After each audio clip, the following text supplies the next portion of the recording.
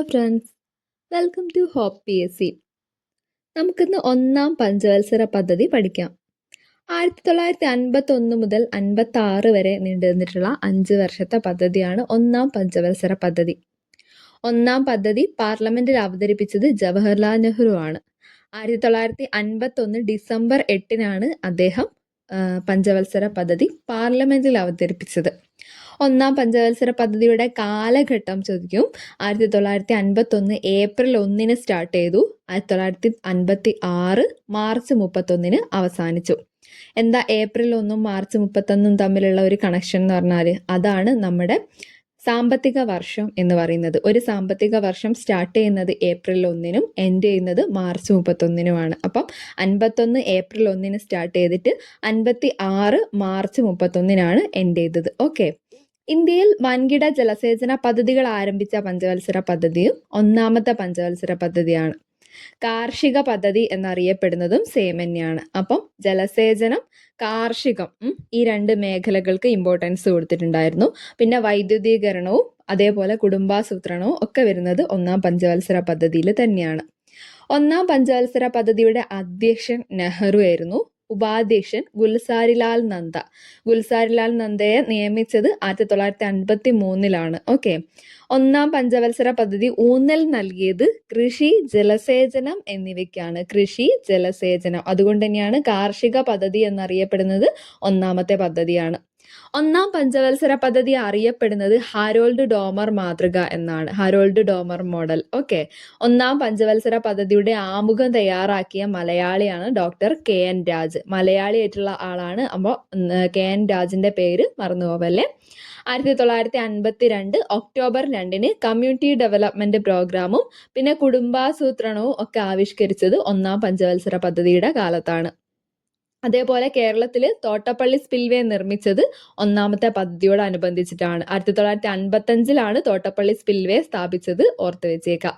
ഇനി university grants commission UGC നിലവിൽ വന്നത് 1953 ഡിസംബർ 28-നാണ്. 53-ലാണ് UGC വരുന്നത്, ഡിസംബർ 28-ന്. ഓക്കെ, ഇനി ഇന്ത്യയിലെ പ്രധാനപ്പെട്ട 5 IIT-കൾ നിലവിൽ വന്നതും ഈ ഒന്നാം പഞ്ചവത്സര പദ്ധതിന്റെ സമയത്താണ്. 5 IIT-കൾ, ഇമ്പോർട്ടൻ്റ് ആയിട്ടുള്ള 5 IIT-കൾ നിലവിൽ വന്നു.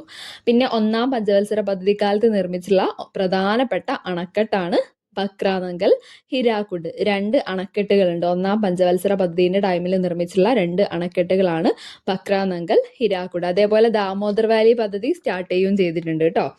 പിന്നെ ഒന്നാം പഞ്ചവത്സര പദ്ധതി ലക്ഷ്യമിട്ട വളർച്ചാ നിരക്ക് എന്ന് പറയുന്നത് 2.1% ആണ്. എന്നാൽ കൈവരിച്ചത് 3.6% ആണ്.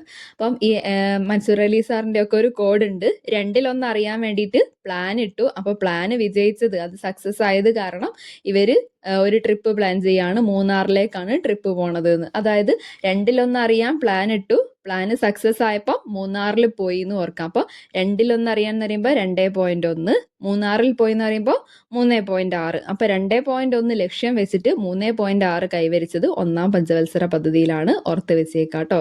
ഇത് രണ്ടും പ്രീവിയസ് ക്വസ്റ്റ്യൻ ആണ്. ഇനി അണക്കെട്ടുകൾ ഇന്ത്യയുടെ വികസനത്തിന്റെ മഹാക്ഷേത്രങ്ങളാണ് എന്ന് പറഞ്ഞത് ജവഹർലാൽ നെഹ്റു ആണ്. ഇതും ഒരു പ്രീവിയസ് ക്വസ്റ്റ്യൻ ആണ്. പിന്നെ ടെക്സ്റ്റ് ബുക്കിൽ ഈ സെന്റൻസ് എടുത്തു പറയുന്നത് കൊണ്ട് ഇമ്പോർട്ടൻ്റ് ആണ്, ഓർത്ത് വെച്ചേക്കുക.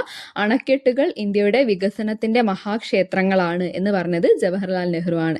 ഏത് അണക്കെട്ടിന്റെ ഉദ്ഘാടന വേളയിലാണ് ഇങ്ങനെ പറഞ്ഞതെന്ന് ചോദിച്ചാൽ ബക്രാനങ്കലിന്റെ ആണ്. ബക്രാനങ്കൽ അണക്കെട്ടിന്റെ ഉദ്ഘാടന വേളയിലാണ് അദ്ദേഹം ഇത്തരത്തിൽ അഭിപ്രായപ്പെട്ടത്. ഓക്കെ, അപ്പോൾ ജസ്റ്റ് ഒന്ന് റിവൈസ് ആക്കാം.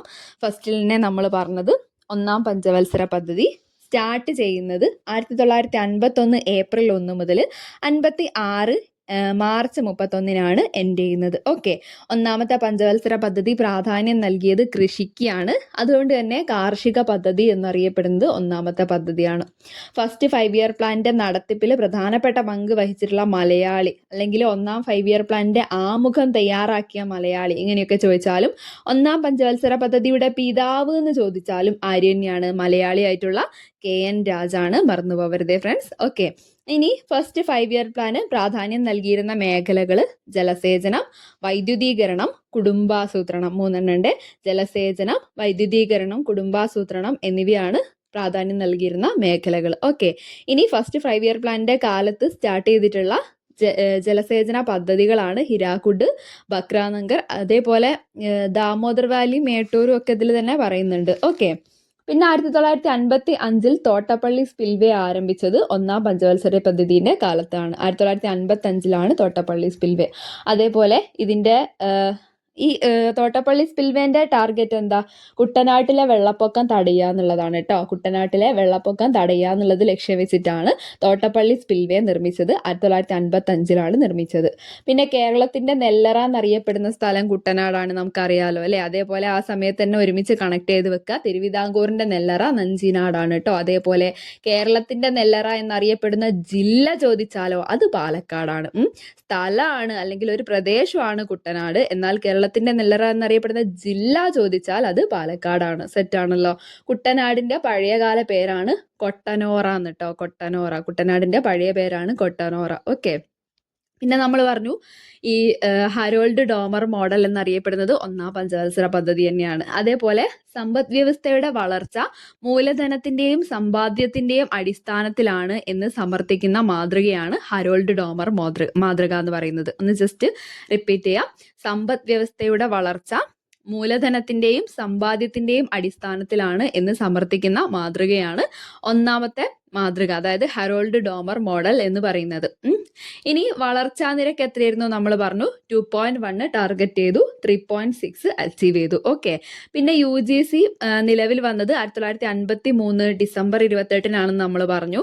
പക്ഷേ ഈ സമയം ഓർത്ത് വെക്കേണ്ട വേറൊരു ഇയറും കൂടി ഉണ്ട്. അത് UGC ആക്ട് ആണ്. ആക്ട് വന്നത് അതിന് ശേഷമാണ്. അപ്പൊ അത് ഇമ്പോർട്ടൻ്റ് ആയിട്ട് ഓർത്ത് വെക്കുക. 56 അതായത് 53 UGC വന്നു. 3 വർഷത്തിന് ശേഷം, അവിടുന്ന് ഒരു 3 വർഷത്തിന് ശേഷം, അതായത് 1956 UGC ആക്ട് പാസ്സാക്കുന്നത്. ഓക്കെ. പിന്നെ നമ്മൾ പറഞ്ഞു ഇന്ത്യയിൽ IIT-കൾ വന്നത്. ഇന്ത്യയിൽ 5 IIT-കൾ ഇമ്പോർട്ടൻ്റ് ആയിട്ടുള്ള ഫസ്റ്റത്തെ 5 IIT-കൾ സ്ഥാപിതമായത് 1ാം പഞ്ചവത്സര പദ്ധതിയുടെ കാലത്താണ്. അതേപോലെ 1ാം പഞ്ചവത്സര പദ്ധതി കാലത്ത് ആരംഭിച്ച പ്രധാനപ്പെട്ട മറ്റ് സ്ഥാപനങ്ങൾ നോക്കുകയാണെങ്കിൽ ഏതൊക്കെയാ?